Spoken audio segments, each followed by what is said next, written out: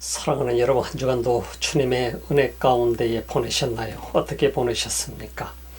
하나님께서 여러분과 동행하는, 또 여러분이 주님과 동행하는 한 주간 보내셨나요?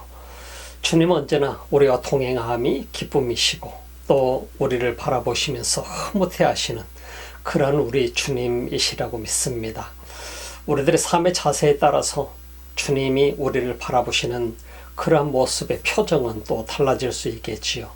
우리를 향한 주님의 사랑은 변함이 없습니다. 이 시간에도 주님 앞에 나오신 여러분들을 주님께서 기쁘게 받으시는 귀한 예배가 되기를 소망합니다. 우리 기도하시면서 주님 앞에 예배 드리겠습니다.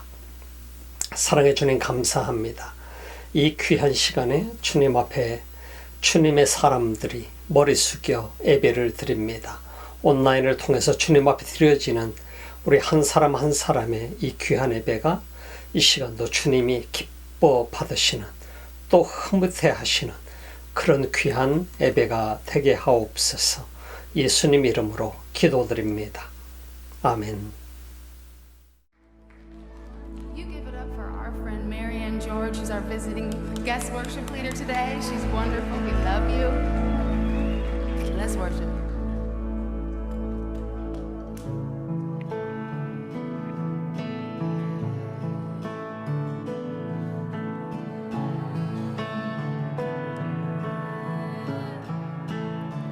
How great the chasm that lay between us, how high the mountain I could not climb. In desperation I turned to heaven and spoke your name into the night. Then through the darkness your loving kindness tore through the shadow of my soul. The work is finished, the end is written. Jesus Christ, my living hope. Who could imagine so great a mercy? What heart could fathom such boundless grace? The God of ages stepped down from glory to wear my sin and bear my shame. The cross has spoken, I am forgiven. The King of Kings calls me his own. Beautiful Savior, I'm yours forever.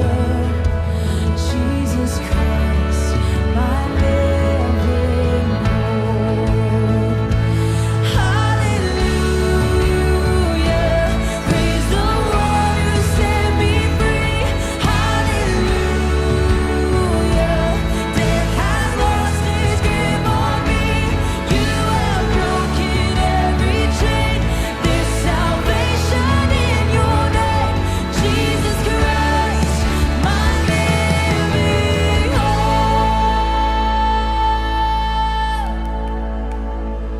Then came the morning that sealed the promise. Your buried body began to breathe, and out of the silence, the roaring lion declared the grave has no claim on me.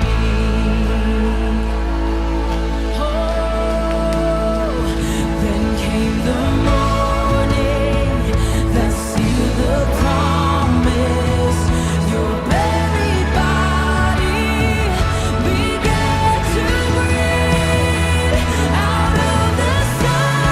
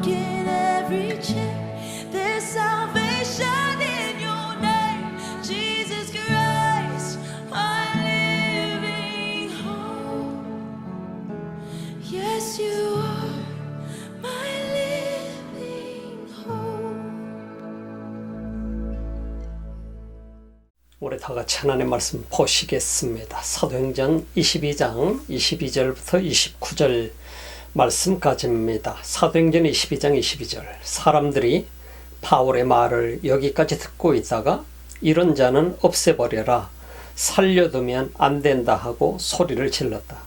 그리고 그들은 고함을 치며 옷을 벗어 던지며 공중에 먼지를 날렸다. 그때에 천부장이 바울을 병영 안으로 끌어들이라고 명령하였다. 그리고 그는 유대 사람들이 바울에게 이렇게 소리를 지르는 이유를 알아내려고 바울을 채찍질하면서 캐물어 보라고 하였다. 그들이 채찍질을 하려고 바울을 눕혔을 때에 바울은 거기에 서 있는 백부장에게 로마 시민을 유죄 판결도 내리지 않고 매질하는 법이 어디 있소? 하고 말하였다. 백부장이 이 말을 듣고 천부장에게로 가서 어떻게 하시렵니까? 이 사람은 로마 시민입니다 하고 알렸다. 그러자 천부장이 바울에게로 와서 내게 말하시오.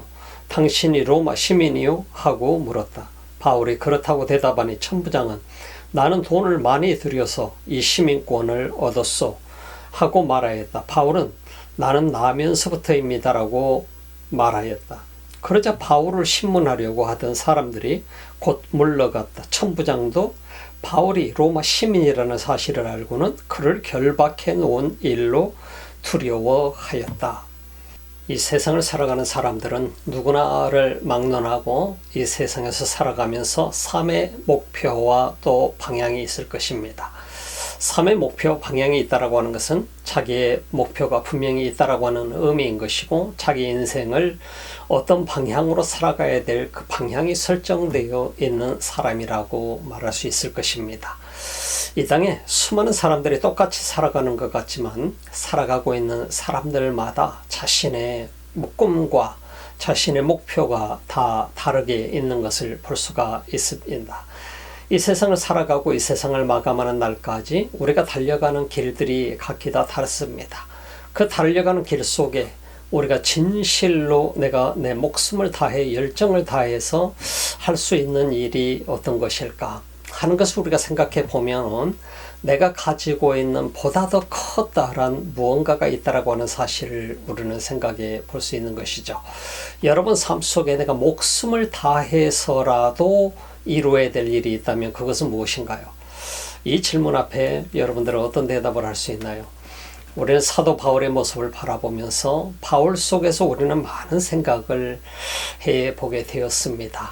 주님을 만난 바울의 모습과 만나기 전에 바울의 모습을 우리는 바라보면서 믿음의 여정 이렇게 오늘 68번째 시간을 갖습니다마는 이 과정까지 오면서 어떤 생각들을 여러분들은 가졌나요? 참 우리는 바울의 모습이 어쩌면 우리들의 모습이 되기를 소망하면서도 막상 우리들에게 이러한 현실이 다가오게 된다면 정말 피하고 싶은 그러한 모습이 얼마나 많은 사람들에게 있을까요? 참 이런 생각을 가져보면서 그리스도인, 정말 교회가 된 주님의 자녀들, 교회가 된 그리스도인의 삶 속에 바울처럼 살아보고 싶다. 정말 이런 현실이 내게 닥쳐온다 한다 할지라도 내가 정말 목숨까지라도 내놓고 이 일을 해보고 싶다라고 하는, 이 일을 향해서 달려갈 수 있을 것이다라고 하는 이런 각오가 되어 있는 사람들이 얼마나 있을까요? 참 여러분의 삶 속에 목숨이라도 다 바쳐서 이루고자 하는 것이 있다고 한다면 그것은 참 대단한 일 중에 하나가 아닐까 싶습니다. 그리스도인들이 교회가 되었다라고 우리는 말했습니다. 여러분들이 어느 누구든 예수 그리스도를 믿는 사람들은 믿음으로 말미암아 구원을 받았고 그 구원을 통해서 우리는 죄 사함을 받고 하나님의 자녀가 되는 권세를 얻게 되었습니다. 그것은 바로 믿음 없이는 불가능하다고 하는 것을 로마서에서는 우리에게 분명하게 말씀해 주고 있습니다. 구원이라고 하는 것이 참으로 내 노력과 내 열심을 통해서는 절대로 올 수 없다고 하는 것을 우리는 성경 말씀을 통해서 배웠습니다. 예수님이 이 땅에 오신 목적이 곧 우리를 구원하시기 위한 목적이었고 그 예수님을 믿음으로 말미암아서 모든 사람이 이 세상에서 어떠한 일을 했었던 상관이 없이 예수님을 믿음으로 말미암아 그는 하나님의 자녀가 되는 권세를 얻게 된다라고 하는 사실인 것입니다. 그래서 하나님의 자녀가 된 사람은 이 세상에서도 하나님의 자녀로서 살아갈 뿐만 아니라 이 세상을 마감하는 날 하나님 앞에 구원을 받아 저 천국에 이르는 천국 백성이 된다라고 하는 사실을 우리가 생각을 해보게 되면은 참 우리가 예수님을 믿는다라고 하는 이 하나 때문에 이 엄청난 어마어마한 특권을 누리고 살아갈 수 있다라고 하는 것이 얼마나 큰 축복인가 하는 것을 우리가 볼 수 있게 됩니다. 그래서 이 세상의 가장 큰 축복이 뭐냐?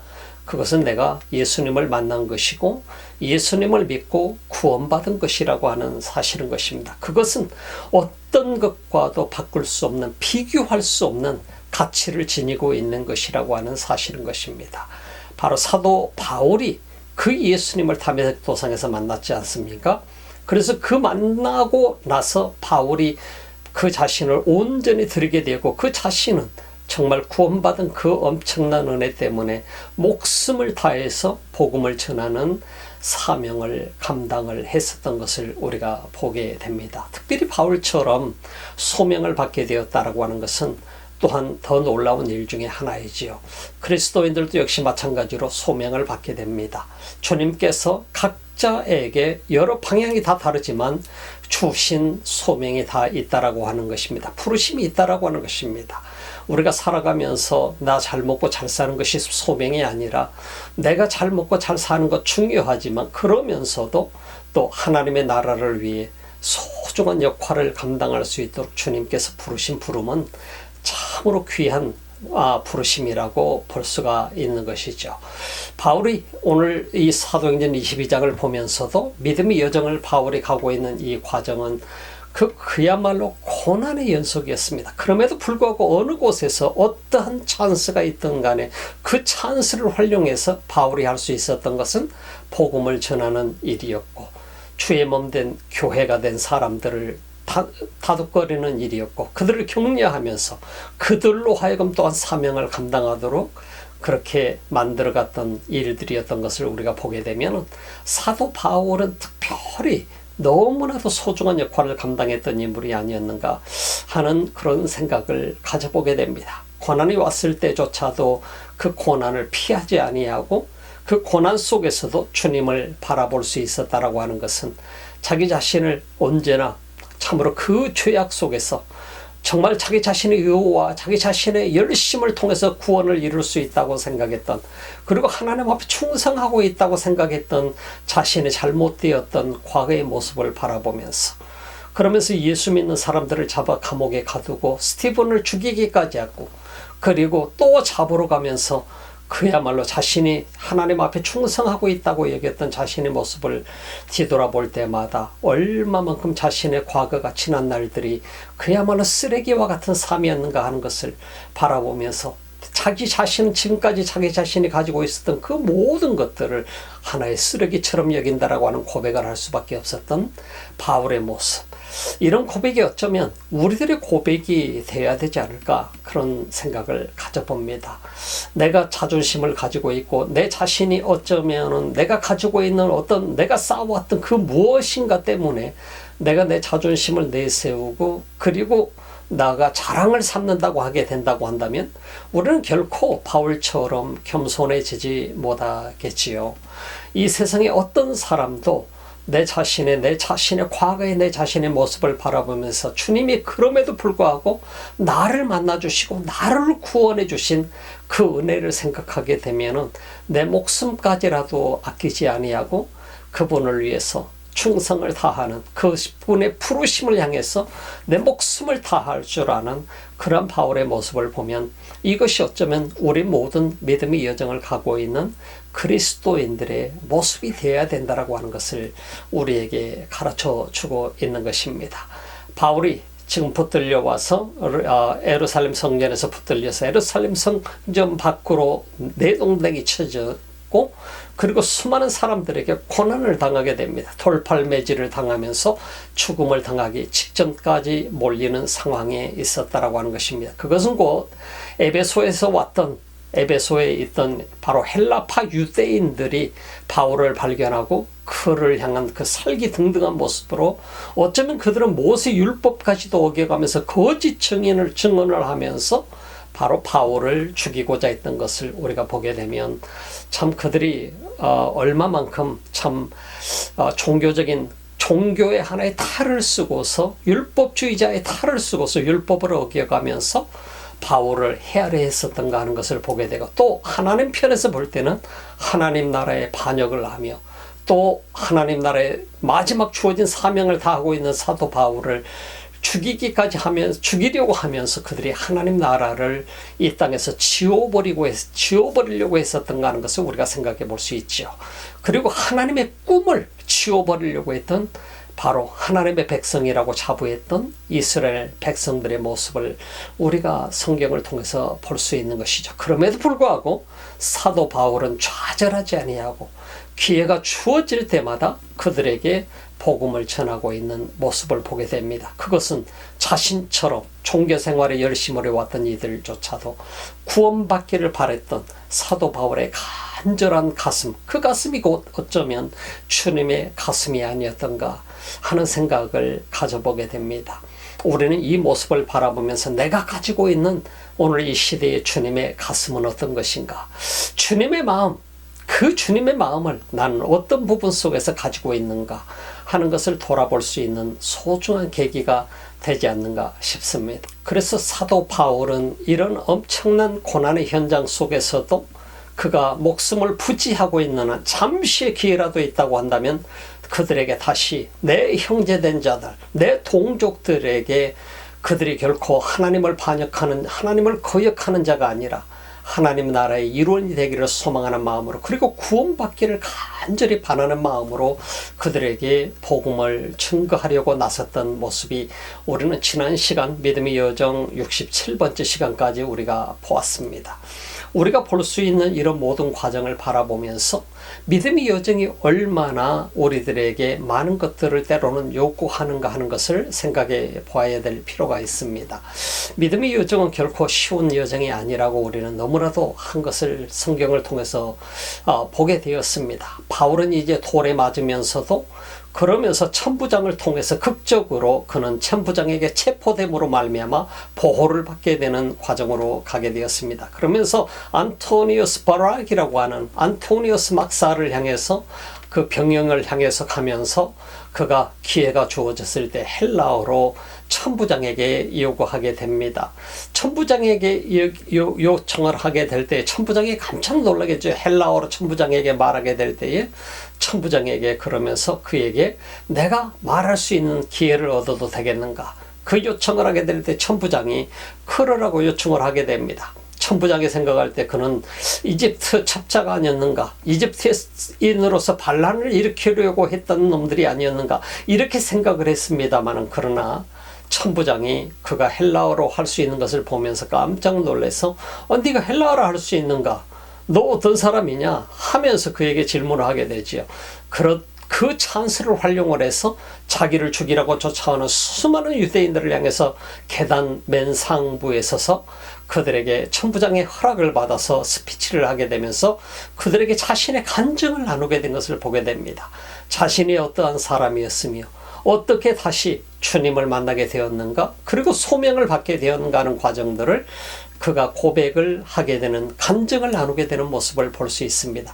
마지막 찬스라도 활용해서 자신이 예수 그리스도를 어떻게 만나게 되어서 자신은 과거에 어떠한 사람이었는가 하는 것을 그들에게 고백하게 되는 모습을 볼 수 있게 되지요. 참 그들 모두도 어쩌면 많은 사람들이 사도 바울을 알고 있었을 것입니다. 그럼에도 불구하고 모르는 사람들도 상당히 많았던 것으로 여겨지게 됩니다. 그래서 그들은 군중 심리를 활용을 해서 사도 바울을 죽이라고 소리를 치면서 지금 쫓아오고 있는 것입니다. 천부장과 군대가 백부장들이 사도 바울을 체포해서 안토니우스 막사로 끌고 가고 있는 이 현장 속에서도 그들은 쫓아오면서 계속해서 바울을 죽이라고 소리치르면서 쫓아오게 되는 그들을 향해서 허락을 받아서 스피치를 하게 되는데, 갑자기 히브리 말로 설교를 하기 시작합니다. 간증을 하게 됩니다.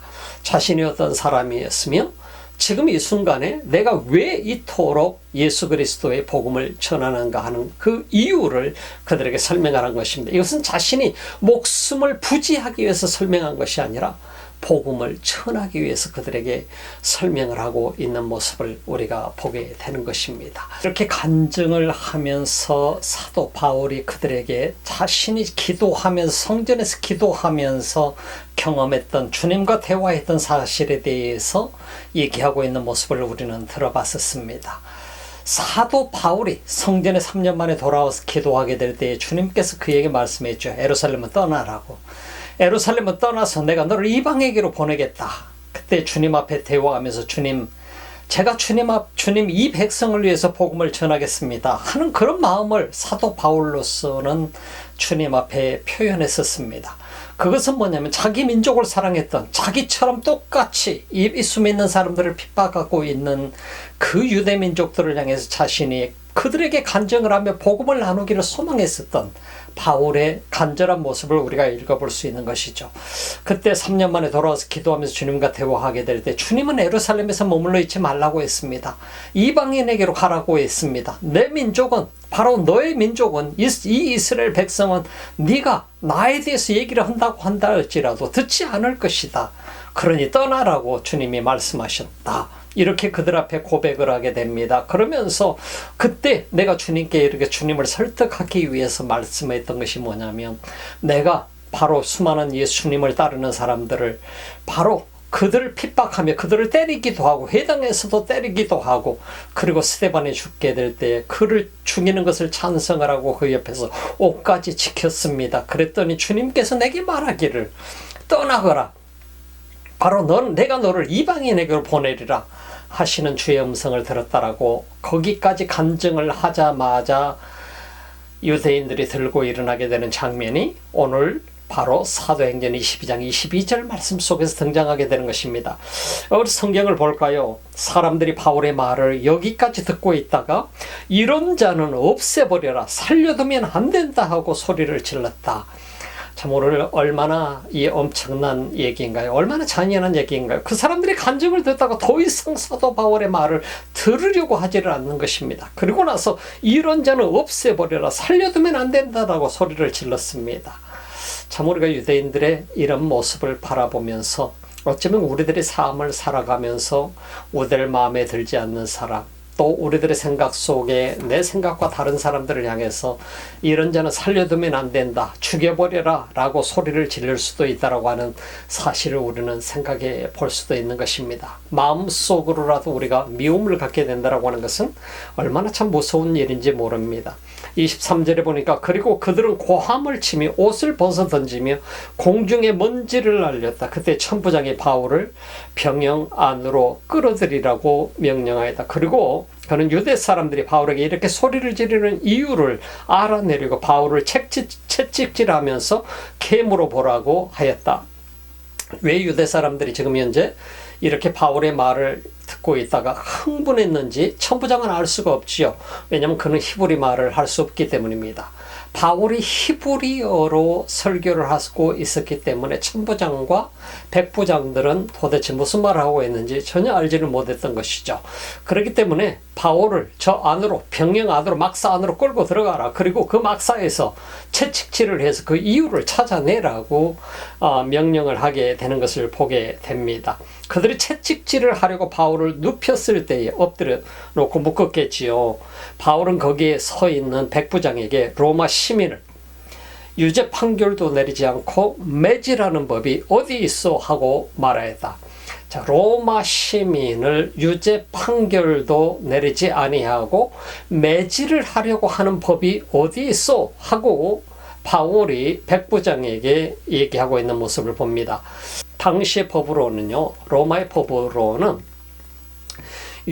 로마 시민권자에게는 채찍질을 그냥 채찍질을 했지만 로마 시민이 아니고 다른 식민지 백성이라든지 다른 민족이라든지 로마 시민권이 없는 사람에게는 채찍에 쇠가 박히든지 사기 조각이 박히든지 동물의 뼈 조각이 주로 박혀 있는 그 채찍을 사용을 해서 형벌을 내렸어요. 그러니까 바울을 높여놓고 채찍질을 한다라고 하는 것은 로마 시민이 아니라고 생각했기 때문에 그 채찍 속에 동물의 뼈 조각이 박혀져 있는 그 채찍을 가지고 내리치는 거예요. 예수님께서 십자가에 못 박혀 돌아가시기 전에 그들이 채찍으로 예수님을 내려치게 될 때에 살이 다 찢겨 나가게 됐던 것은 뭐냐면 그들이 사용했던 채찍이 로마 법에 의해서 로마 시민권자가 아니기 때문에 동물의 뼈 조각이나 어떤 다른 유리 조각처럼 그러한 그릇 조각이라든지 이러한 것들이 박혀 있는 것을 가지고 바로 내리쳤기 때문에 살이 다 산산이 찢겨 나가게 되었었던 것을 우리가 보게 되죠. 이 채찍을 맞게 되면 견딜 수 없는 그런 고통과 온몸에 상처가 나게 되고 결국은 죽게 되는 과정까지도 가게 되는 것을 우리가 보게 되는 것이죠.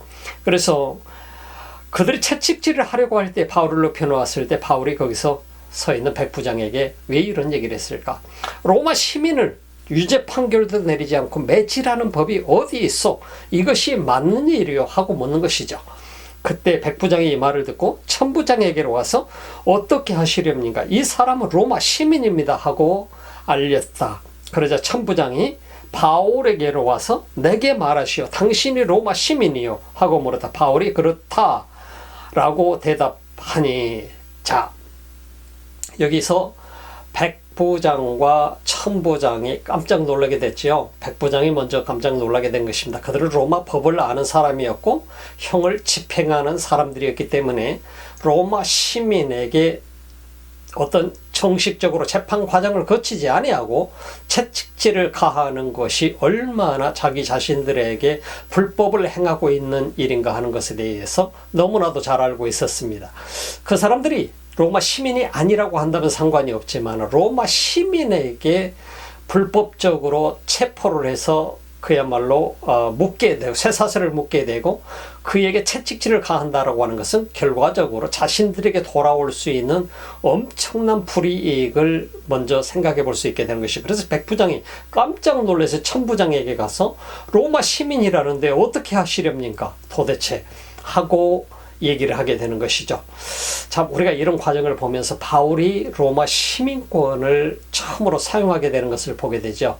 여기서 로마 시민권을 사용한 처음은 아니지만은 로마 시민권을 꼭 필요할 때만 사용을 했지만은 여기서 로마 시민권을 사용함으로 인해서 자기 자신이 정식적인 재판을 받기를 원했던 것을 볼 수 있습니다. 바울은 마지막 순간이 자기에게 다가오고 있다는 사실을 너무나도 잘 알고 있었던 사람입니다. 그럼에도 불구하고 자신에게 좀 더 많은 기회가 주어지기를 바랬었고 그리고 나서 자신의 소망은 이제 내가 로마도 보아야 하리라. 로마까지 가고자 하는 간절함이 그에게 있었기 때문에 정식 재판을 나중에 그는 요청을 해서 로마까지 가게 됩니다만 로마에 가서 잠시라도 복음을 전할 수 있는 그런 기회를 갖게 되는 것을 우리가 주목해 볼 수 있죠. 그래서 지금 여기서 채찍에 맞아서 그야말로 가시가 박혀 있는 유리 조각이 박혀져 있고 그릇 조각이 박혀져 있고 동물의 뼈 조각이 박혀져 있는 그 채찍으로 자신이 얻어맞게 되면 그 자리에서 죽을 수도 있기 때문에 더 이상 복음을 전하지 못하고 자기 생을 마감할 수도 있다라고 하는 사실 때문에 그는 자기 목숨이 아까워서 시민권을 내세운 것이 아니고 바로 자기 자신이 로마까지 가야 된다라고 하는 그 사명감, 그리고 기회가 주어질 때마다 조금만 더 기회가 주어져도 복음을 전해야 된다라고 하는 이 사명감 때문에 바울은 거기에서 로마 시민권을 사용을 하게 됩니다. 그때는 천부장이 바울에게 깜짝 놀라서 다가오게 되는 것이죠. 로마 시민을 자신이 결박을 하고 체포를 해서 채찍까지 치게끔 명령을 내렸으니까 이것은 곧 무엇을 얘기하냐면 로마 황제의 법을 정식으로 도전하는 사람이 되기 때문에 자신이 사형을 당할 수도 있는 위치까지도 갈 수 있는 것입니다. 특별히 로마 법에 의하면 굉장히 중요한 부분들이 여기서 나오게 되는데 당시 율리우스 법이라고 해서 이 율리우스 법에 의하게 되면 로마 시민권자와 로마 시민권자가 아닌 사람의 법이 분명하게 나와 있고 로마 시민권자 중에서도 로마 시민권을 태어날 때부터 가진 사람과 그리고 나중에 훗날 다른 케이스로 인해서 그 시민권을 얻게 된 사람과의 그 권리의 차이는 상당히 달랐던 것을 보게 됩니다. 그래서 로마 시민권을 돈을 주고 산 사람이라든지 로마 시민권을 훗날 로마 군대에 복무하다가 제대를 했을 때에 그에게 부여된 로마 시민권자라든지 이런 그 어떤 사람도 로마 시민을 태어날 때부터 시민이었던 로마 시민을 체포해서 불법적으로 그를 때린다든지 폭행을 한다든지 그에게 채찍질을 가한다든지 한다라고 하는 것은 곧바로 그것은 그들이 사형을 당할 수 있다라는 의미가 되었던 것을 보게 됩니다. 그 정도로 당시 로마 시민권자들에게는 굉장한 파워가 있었어요. 물론 훗날 로마가 점령하는 땅들이 넓어지면서 빌립보라든지 다른 지역들에서도 거기에서 태어난 특별한 지역의 사람들에게 시민권을 부여한 경우가 있었습니다만 우리가 로마 시민권을 바울이 유대인이면서 어떻게 얻었을까 하는 부분에 대해서 많은 신학자들이 얘기를 하고 있습니다만 대부분의 신학자들이 얘기하고 있는 것이 뭐냐면 아마도 바울의 그 부모님이라든지 그의 할아버지 때에 로마에 상당히 많은 공헌을 했던 분들이 아니었는가. 공헌을 했을 때 그들에게 시민권을 부여해 주기도 했었고 로마 군대에서 또한 제대를 했을 때 부여를 해 주기도 했었고 그래서 로마의 무언가를 굉장한 공헌을 한 사람들 또 위대한 일들을 한 사람 로마를 위해서 한 사람들에게 시민권을 부여했던 것을 보게 되고 또 오늘 성경에 등장하는 천부장과 같은 경우는 돈을 주고서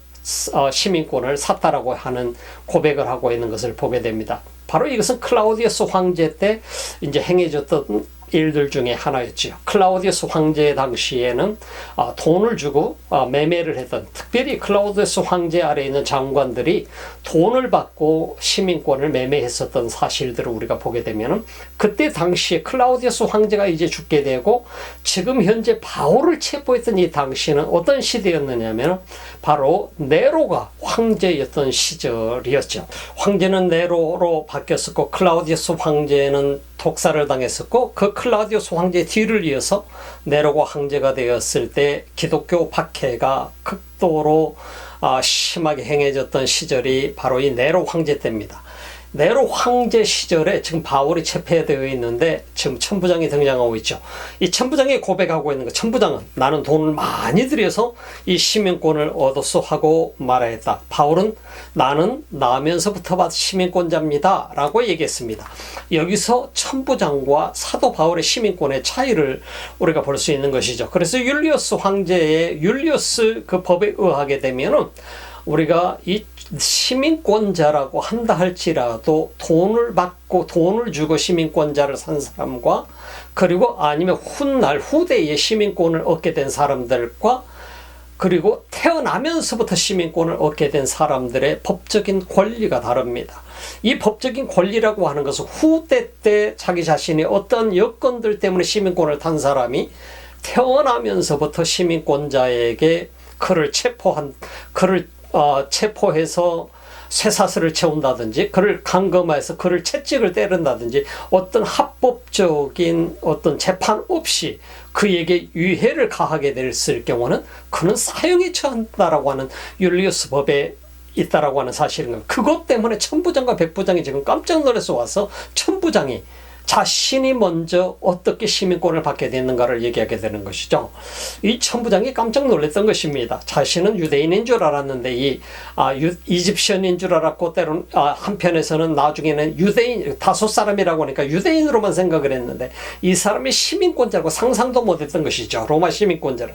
그래서 나는 돈을 많이 들여서 이 시민권을 얻었어. 이 말은 자신의 비밀을 공개하는 것이 됐지요. 어쩌면 자기 자신이 숨기고 싶었던 일이었는지도 모르겠습니다. 그런데 당신은 도대체 어떻게 얻었습니까? 나는 돈을 많이 주고 시민권을 샀는데 당신은 어떻게 얻었냐고 바울에게 물어보게 되니까 바울이 저는 나면서부터 시민권자입니다 라고 얘기하고 있는 모습을 우리가 볼 수 있게 됩니다. 이 사실 하나만으로도 율리우스법에 의해서 천부장은 채찍을 당하게 되고 그는 목숨을 잃게 되든지 아니면 실수로 했을 경우는 어느 장소로 유배를 당할 수도 있든지 감옥살이를 할 수도 있다라고 하는 사실을 우리가 생각해 보면 이 천부장에게서는 어마어마한 일이 지금 벌어지고 있는 것이죠. 굉장한 잘못을 했다는 것이 나타나게 됩니다. 그러자 바울을 신문하려고 하던 사람들이 곧 물러갔다. 천부장도 바울이 로마 시민이라는 사실을 알고는 그를 결박해 놓는 일로